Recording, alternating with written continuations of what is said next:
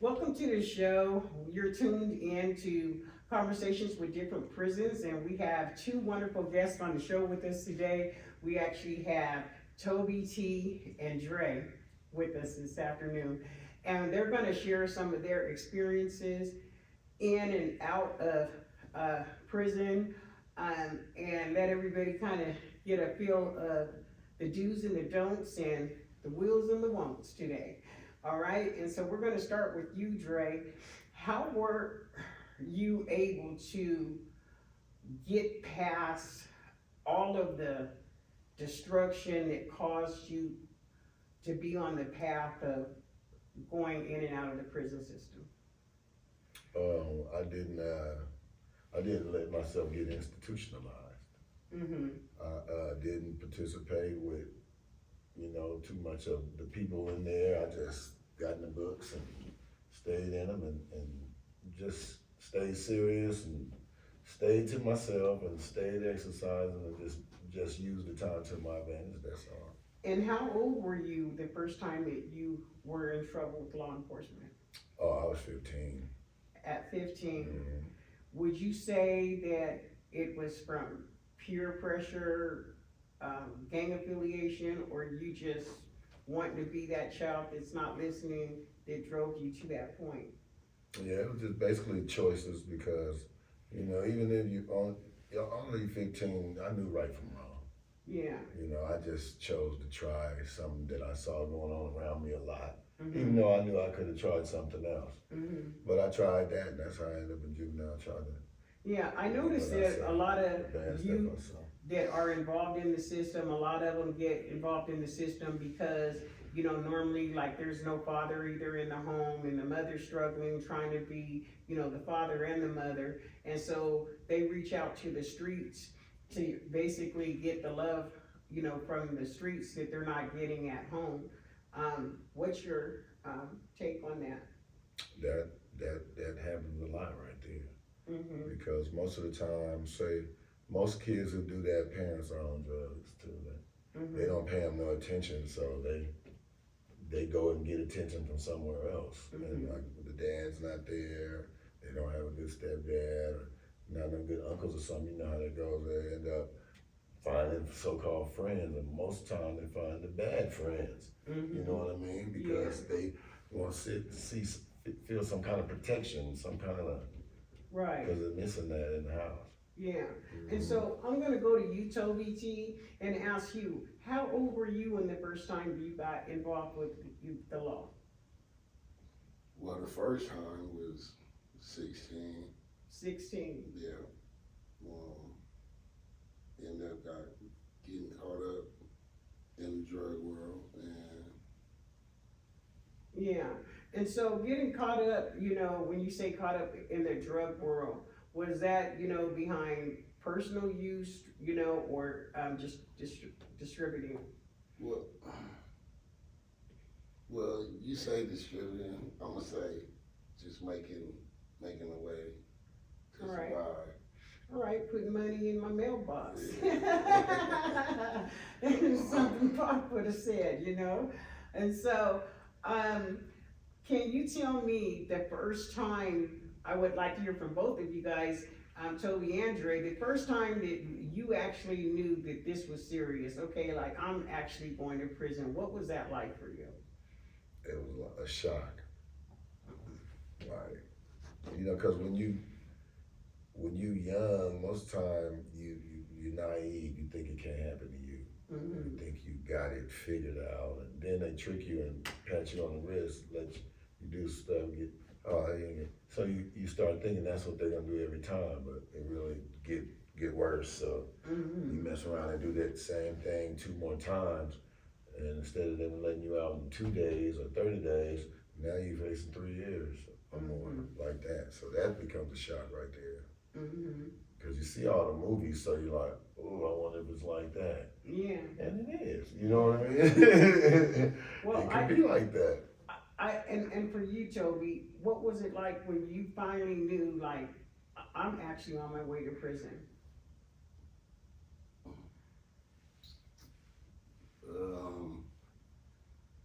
I knew I was on my way to prison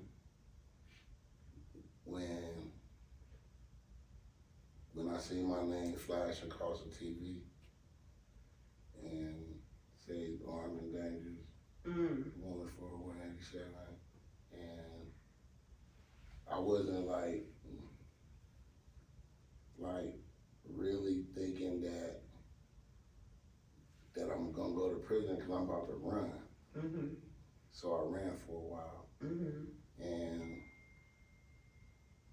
when they finally caught me, and I was sitting in that cell for, I don't think that it sinked in until maybe like a month and a half later. Like, So Probably be a shock. I could imagine it, you know, it has to be a very chilling experience hearing the doors, those iron doors of the prison for the first time closing. What was that like for you? Like, you know you're there. well, when they got me, it was like a relief because I was running so long, and the stress that was on my mom that weighed in on me. But when the doors actually slammed, I just wanted some rest. So it wasn't like the first slam. It wasn't, but after that shock and after that awakening and after the DA coming in there saying that there's no deal and we're gonna give you 25 to life, that woke me up. That made me say, damn. Yeah, and so when you got in there, I know that as young teens, we all do, because even I thought I was a tough teen too, you know what I mean? But once you got in that prison, there's a lot more tougher guys in there than you probably ever seen before in your life, you know what I mean, at that age. So I'm wondering, what was that experience for you like as a young man going, oh God, you know, I know what I did, but these guys are in here for this, you know, and some of these guys are really crazy. You know, Hey, we're saying that is I'm sorry. Go ahead, I'm sorry. every man for himself, and my thing is survival. So I bleed just like they bleed, and that's the mentality that I had. You gotta have it. First thing I did was started jogging and working out because they got some monsters in there. But I really got this strong right here because I know I got heart, so it wasn't about me being worried about nobody doing nothing to me like that. I just wanted to make sure that if somebody did try something, I'd be able to handle myself. You know, it ain't gonna be no cakewalk.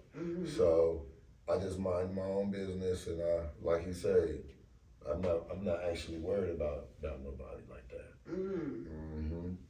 Wow. That's the truth. Well, excuse me, for me, you know, I don't think that I'm built for prison, you know, for short term or long term. I think, you know, just hearing and being able to share other people's experiences is enough for me to know that that's not where I would like to be. But no matter how tough that I am right now, I truly believe that the minute they close the door on me, all that toughness would have, you know, broke down in somebody, you know, in some kind of way. It would have broke me down because that's not where I want to be, you know what I mean? And so I would be doing everything I could to try to Protective custody or something. You know. They're crazier in there than on the regular place in there. Protective custody, you think you're going to get saved, you run around a real crazy people now. So what were the conditions like, as far as housing is concerned when you were incarcerated? You talking about in San Quentin? If that's where you were, yes. Oh, damn, Mm-hmm. dirty. I mean, you wouldn't believe it. Man, it's degrading. I'm gonna tell you the worst thing. When they get you there, they make you stand outside all night inside of this fence and just freeze. And then, as soon as they say come in, so that you can get inside the institution, as soon as you go in there, you see women sitting behind the desk, different men and stuff like that, and they make you strip naked in front of them. That's what they do. Yeah, The that's- women too? Yeah, right in front of the women. San Quentin is degrading. So say I get off the bus, they put me in this cage fence like this. So we stand there all night freezing, all of us. Then they let us out and they say go in there so you can get changed into this San Quentin gear. As soon as you walk in, strip, all of it.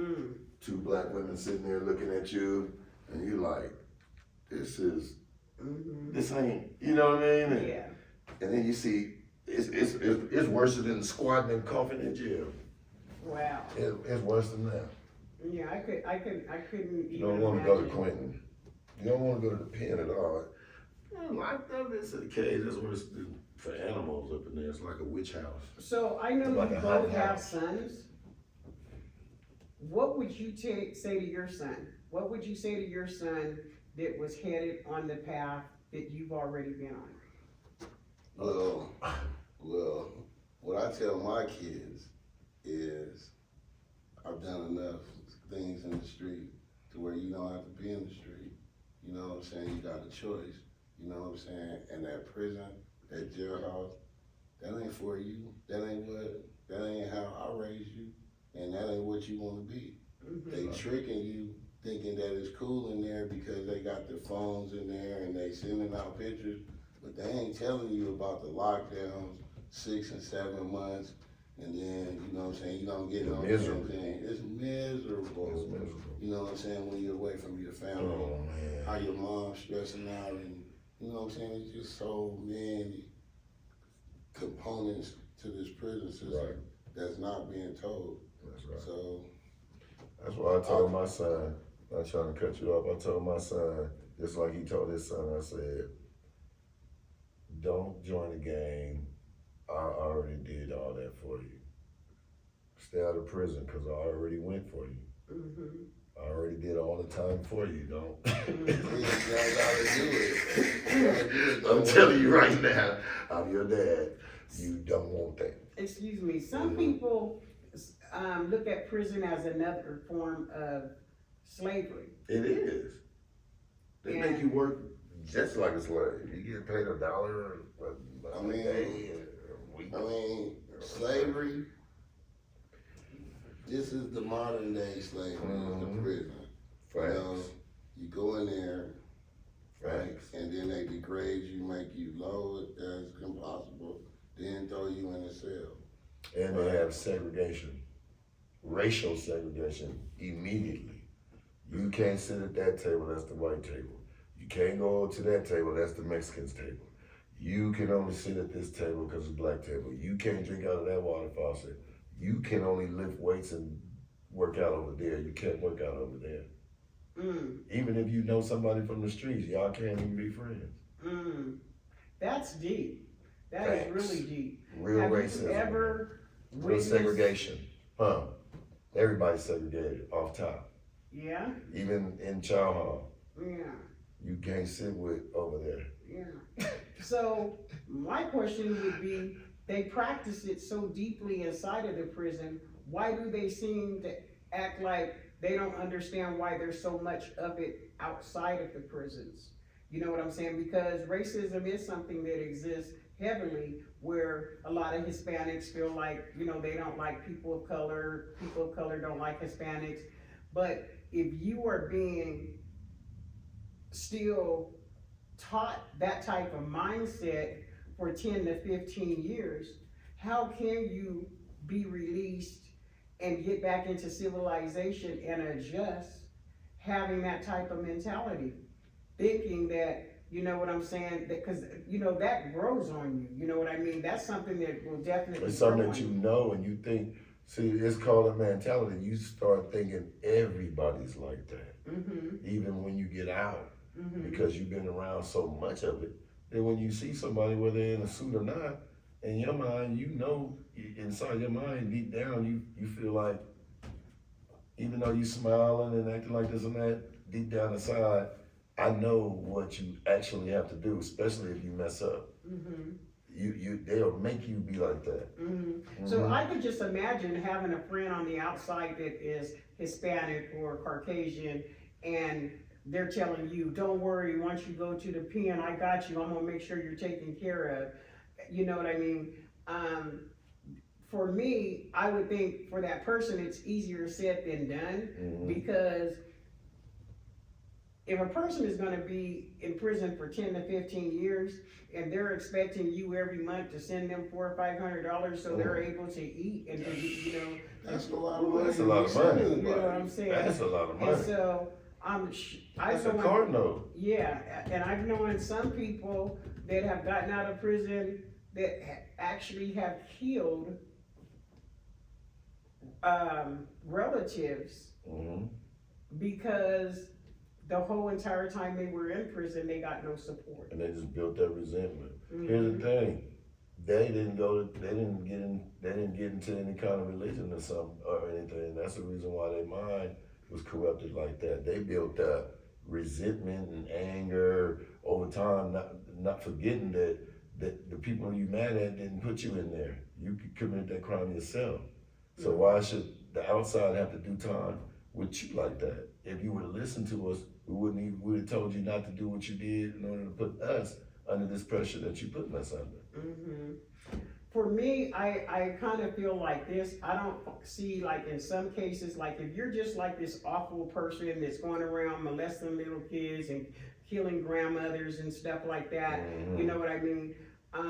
I can see why the law would feel that it's necessary to have you incarcerated for periods of time in hope to rehabilitate you in some type of way. But in the prison system, I don't see any rehabilitation. I don't see. Not for what you just said. I don't see rehabilitation even for a person that is in for several traffic tickets or writing bad checks, because sometimes a lot of people are in those situations because of their circumstances.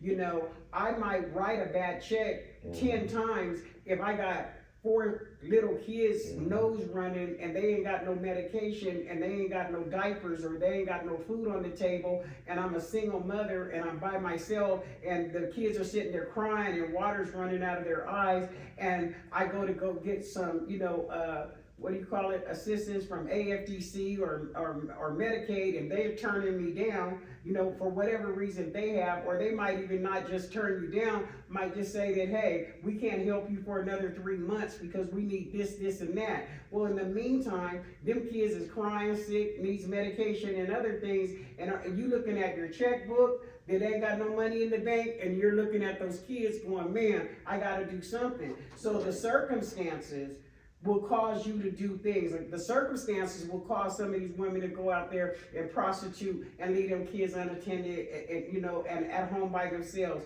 You know what I mean? And so I said all that to say this: how do you rehabilitate a mother by separating her from all of her 4 children because she had to write 3 bad checks to take care of them? How do you rehabilitate that mother by sitting her in prison for 5 years, separating her from those kids?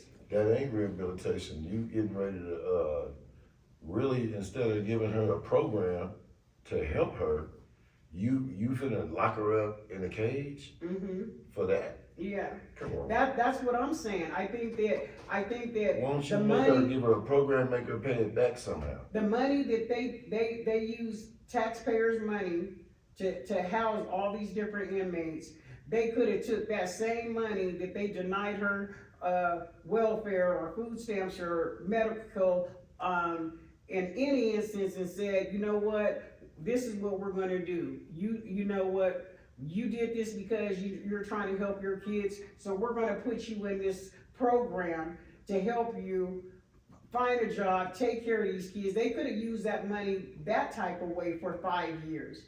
But I don't feel that the system is designed to help you guys or anybody else rehabilitate themselves. Because if they rehabilitated you, that puts the police force, the prison, the wardens, probation officers, all of them out of work. That's right. Because they get paid.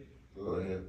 They get paid for each prisoner that they have, each slave that they capture.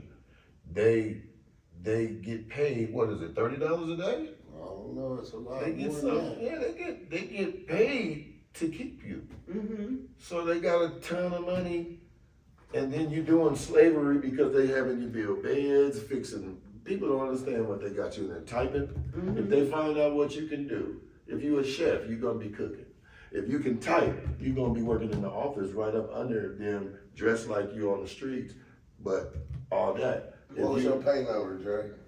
$1. You got more than me. I had 23 cents. Wow, An that's hour. crazy. An hour. Well, I can't. I was making $1.17 hour in fire camp. Well, And we can't gotta get go out and to a the break. fireplace. You we can't gotta go get to a it. break, guys. So you're tuned in to Conversations with Different Prisons. We have two special guests today, Dre and Toby T. We'll be right back. We are back on the second half of Conversations with Different Prisons. Again, if you're just now tuning in, we have Dre D and Toby T on the show with us today. I'm your host, PearlJ, and we are going to continue with these deep conversations about what goes on in the prison system. So let's talk about rape. But I know for a fact that you guys, just being in prison for 1 year, have had to hear the screams of somebody that was new, to the prison system, that has experienced something like that. And how was that for you guys, hearing those type of screams, knowing that a person was in that type of situation and could not defend themselves? I have a story. I was in Tracy prison, and there was a big guy. I mean, he was really like super buff, and they called him Purple Passion. I heard of him. Right? And Sorry, Dre says I heard him like yes. All right, Oh my goodness, like he has a really popular, True lies situation. A little youngster come in, thinking he tough, thinking he bad, woofing, talking loud to the COs, disrespectful. They put him in there with Purple Passion. Purple Passion. On purpose. They put him, That's so Police funny. dirty. they put him in there with Purple Passion. Purple Passion would knock you out and take your private, take your soul, Yeah, and leave you bloody. that's what I heard. And that young man was yelling and screaming, and then you heard a muffle, like he stuck a sock or something in his mouth, and you just heard and you could hear the thrust. And when he was done, he was Like a monster. But then when it come count time, hey, Sorry. hey, true lies, true lies story.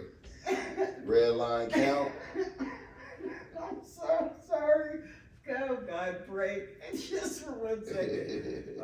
Okay, so we are back on the show with Toby T and Dre D, and we went to a break just a few moments ago on the topic of somebody from the penitentiary that was called Purple Passion, And Toby, we're gonna let you go ahead and finish that story. Oh yeah, Purple Passion. When they put the guy in there, after maybe count time was probably at 10, so about 10:30, almost 11 o'clock, you hear the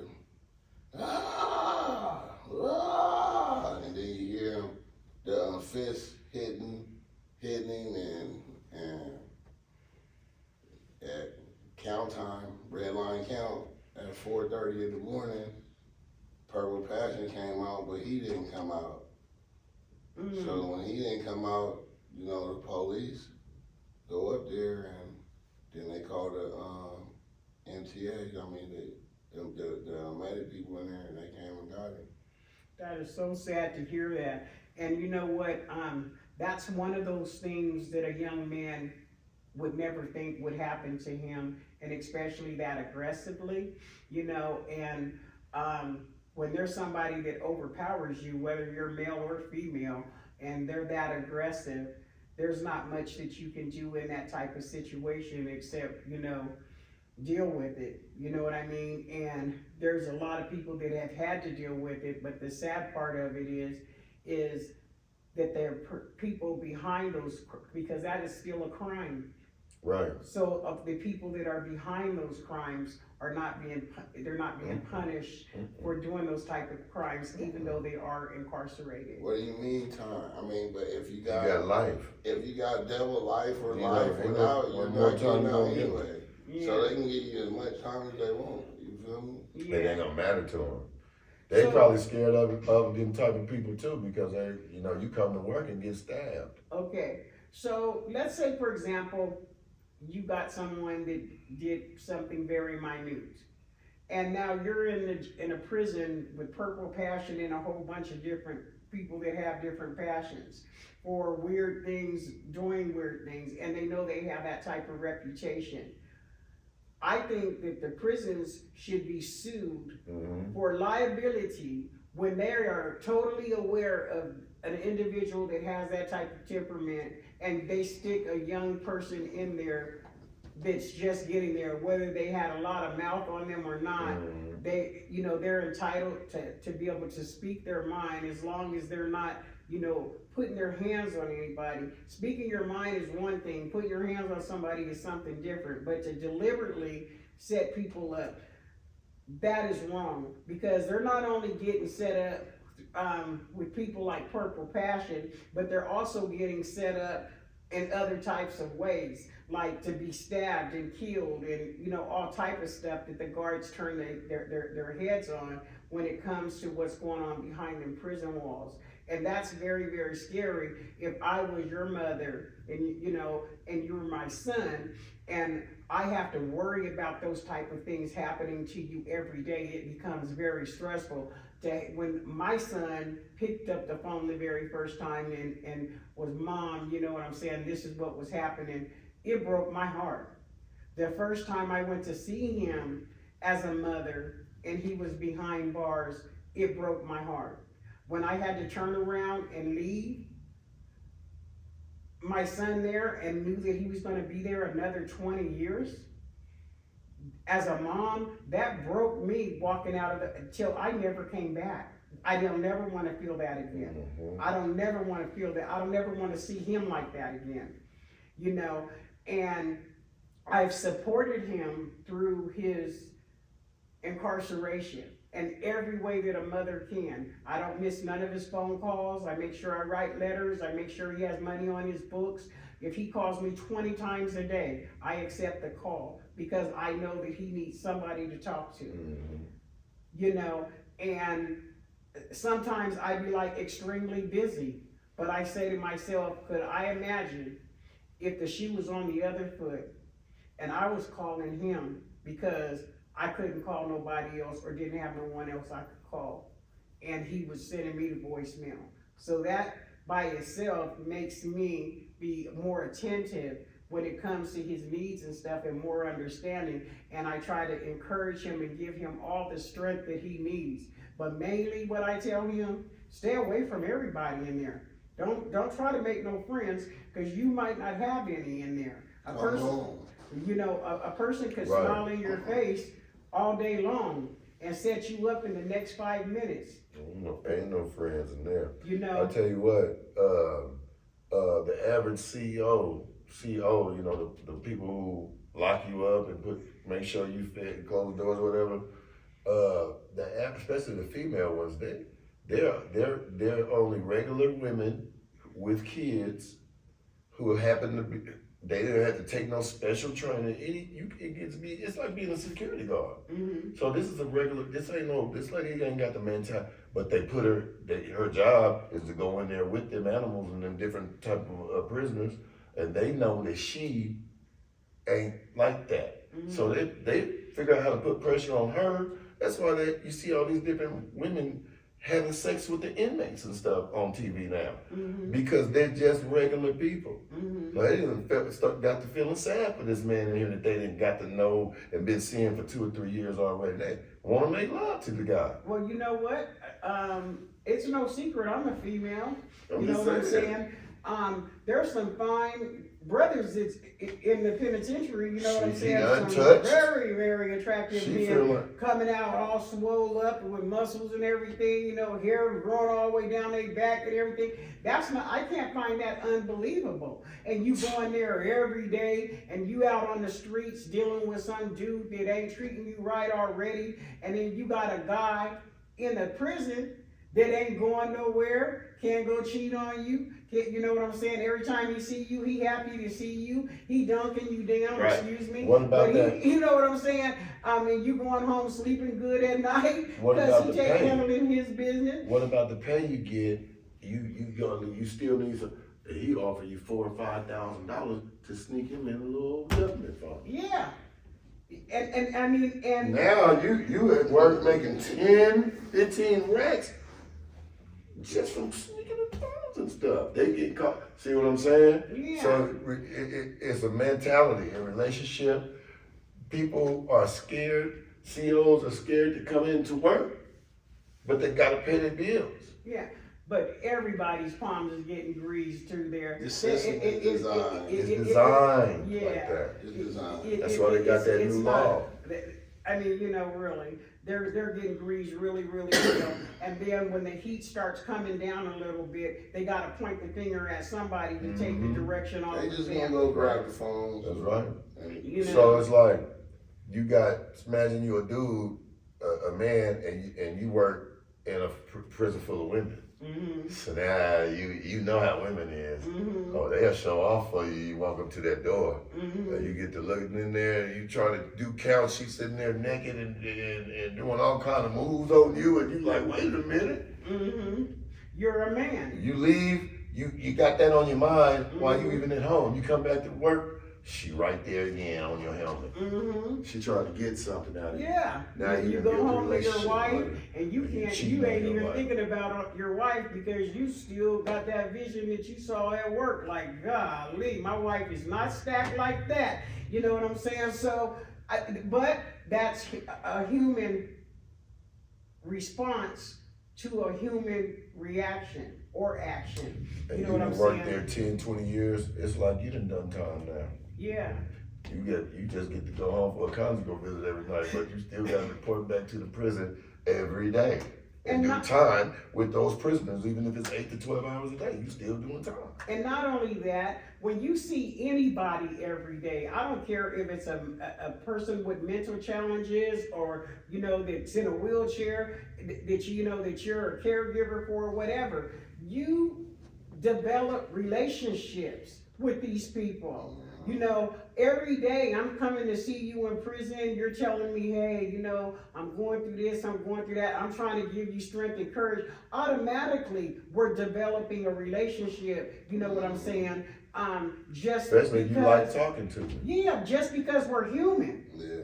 And it's not hard when you're given that type of support for, you know, it to go to another level. You know what I'm saying? Mhm. Because now I'm a male I mean, I'm a female, and I'm going to myself, dang, I could always talk to him about everything. He said, I could talk to her about anything. When you call your girl, she's barking at you, whoop, whoop, whoop, whoop, whoop. You know what I'm saying? So now you got this woman that's coming in every day, that's listening to everything you have to say, patting your hand and telling you it's gonna be all right. What direction you think you're gonna go? What direction you think she's gonna go? You know what I'm saying? Yeah. So, I mean, she don't have to have that, like I said earlier in our conversation, she don't have to have that argument with you in prison about you cheating with other women She and know staying you. out She all know night. you fresh. She know exactly where you gonna be for the next 10 years. And You know what I'm saying? And she get to spend 10 hours a day with you every time she come to work. And so it makes her feel secure. Yeah, and that's what happens. That's secure. Yeah. Loses her. Yeah. She's secure in her relationship. Yeah. She know her man ain't running around cheating or none of that. She know where he at it all the time. Right. Yeah. She done gave him a phone. They talking when she go home. Yeah. You know, she brings Don't some have to food. ask him what's he doing or where he at At all. at all. You know? She just living a fantasy. So At there work. it is there. So let me ask you this. What was your worst experience that you had while incarcerated? Okay. When you get locked, when somebody do something, and everybody got to be locked down for for weeks is good. Sometimes a week. You don't get to go get no breakfast or nothing. They bring you a little egg or something. You ain't done nothing. And You do nothing. My worst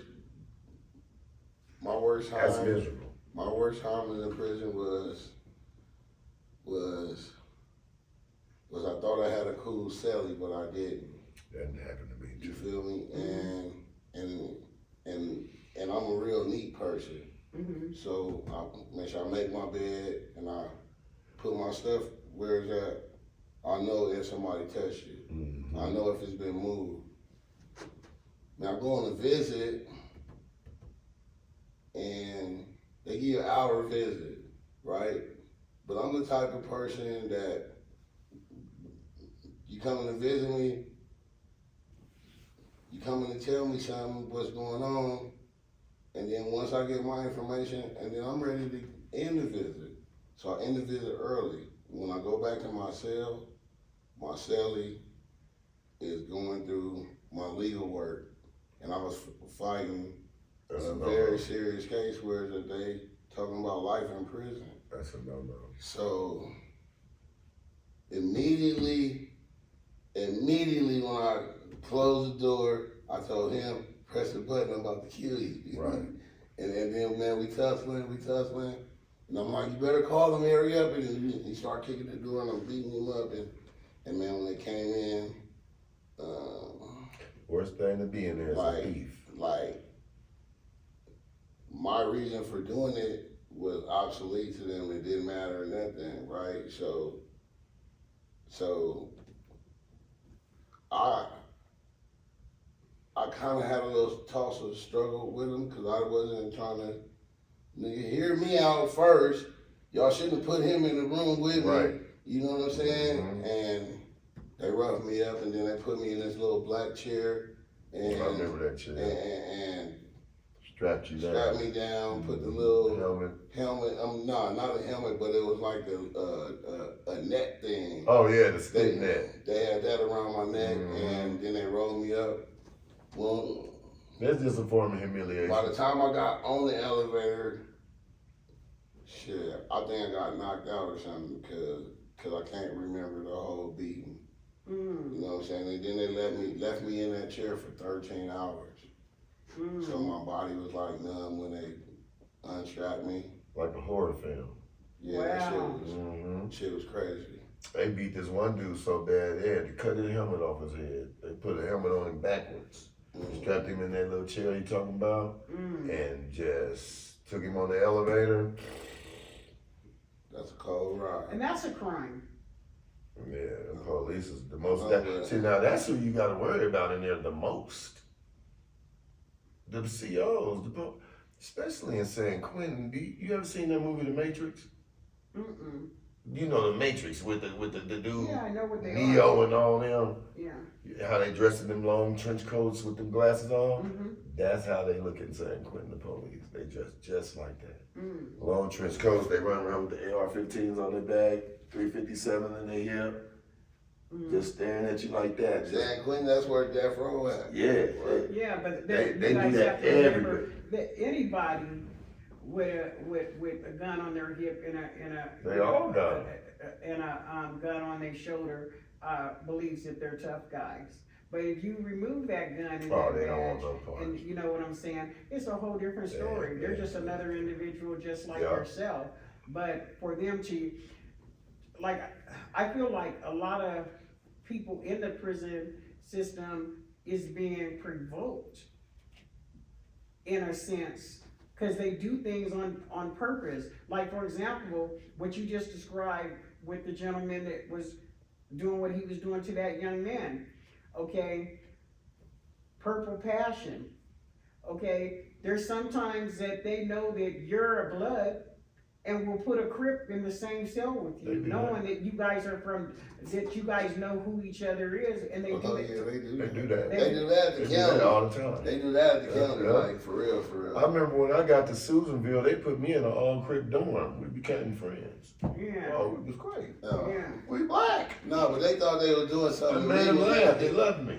Man, they put me in the old park dorm. Yeah. You know what I'm saying? Yeah. Where all the little youngsters at.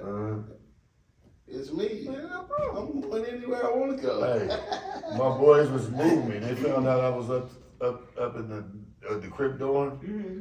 and all the Sacramento Bloods and everybody, because they got their own dorm. Mm-hmm. And they found out I was up there. They put in a bed change without me even knowing. Mm. So I'm saying, they said, roll it up. I said, where I'm going? They said, down to the sack dorm. My crib homie said, oh, Dre, you about to leave? I was like, yeah, man. Sacramento homies want me to come down there and be with them, man. Yeah. It's like, damn, Dre, man, man. Well, we used to be cracking up. Yeah, okay. Has That anybody? extra gangbanging shit, that don't actually apply like that, because if you're in a certain place, y'all gonna have to come together. Has anybody ever, You're outnumbered by another race, tried to? right?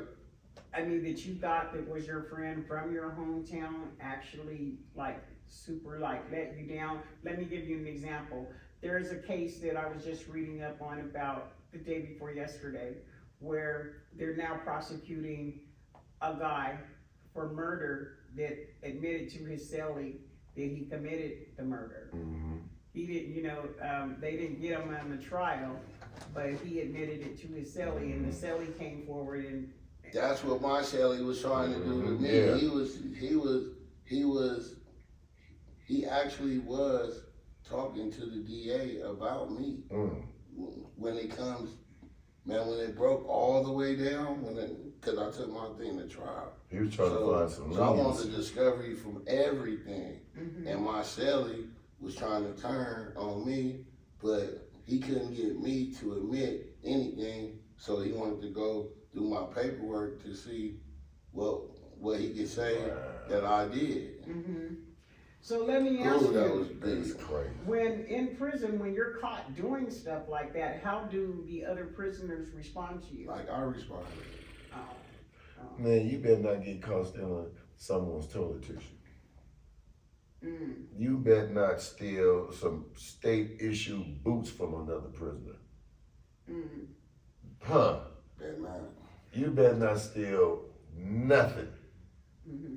So now, what would you say to somebody that that is on their way to prison?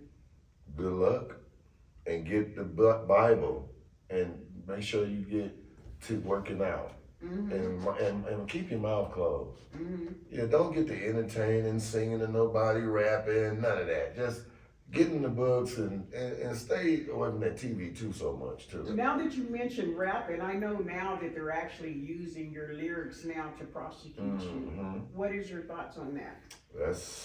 They need to do that with every kind of music then. Not just rap. Do that with rock, country too. Everything. They My telling the take on- story. Everybody's telling the story. If you want to be like that, do everybody like that. Well, listen.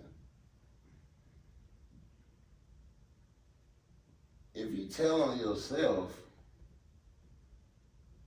You told on yourself. That's your fault. certain crimes you can't talk about, and murder is one of them. Facts. Because there ain't no statutes, there ain't no Statute of limitation on there it. ain't no limitation on that. We gonna come get you 20, 30 years from now. So why would you talk about a murder Or rape. or a rape? But now, say you actually saying names and naming facts of Or what? true events in your song, and it's you and your crew and your people, whatever, and you just, I mean, you the one said it. So what you think, that ears ain't supposed to acknowledge that? Oh, he said he went over there and did that, and then him and his boys, and they, that's what you did. You just told on yourself, sorry. I wanna know what happened to snitches get stitches, but then you telling on yourself, so how could you get reprimanded for that? You gotta kick your own ass. Yeah, like, don't go on the internet, stop all that going on the internet, talking about how your boys pulling up with the switches. Yeah, that's sad. And then you going on the internet with your switches. Yeah, and then you, that's sad. you know what I mean? Yeah. We supposed to be Yeah. calm, And then the thing relaxed, is, humble, you know what's so taking bad care of about your it? family. I bet the Klansmen and all them different racist groups sitting back just loving that. Like, we don't have to do nothing. They're already doing our job for us. We don't even gotta. We might be out of a job. How can we be the Klan and nobody even cares about us no more? We ain't even a threat. And we ain't even got a job. They're doing our job. Yeah. And you know, Toby, with those glasses on, you could play a character as Suge Knight in a movie. Just like he's sitting over there. It's a disgrace. And yeah, I know, but he does. I was looking at him, I'm like, wow. So we're gonna have to wrap it up. We're out of time. Yeah, it's time to go eat some of that. You are on steak. Conversations with Different Prisons. And I wanna thank both of you guys for being a guest on the show. And would you like to give any shout outs? Yeah, don't go to prison. They'll make you take a shower with 30 men at once. Gross. All right. I want to say, love on your parents, listen to your parents, they're your real friends. The people that you committing crimes with, they ain't your friends, they're your co-defendants. They're your co-defendants, they ain't your friends. Because your friends are going to try to tell you to do the right thing. Facts. Go do some good stuff. You know what I'm saying? Use your brain and stop, you know. A real friend gonna keep you out of trouble, Man, not in it. blessings to you. I'm not a hater. Blessings. Right. Thank you guys so much for being a show on Conversations with Different Prisons, right here on facesofsuccessradio.com. I'm your host, PearlJ, and good night.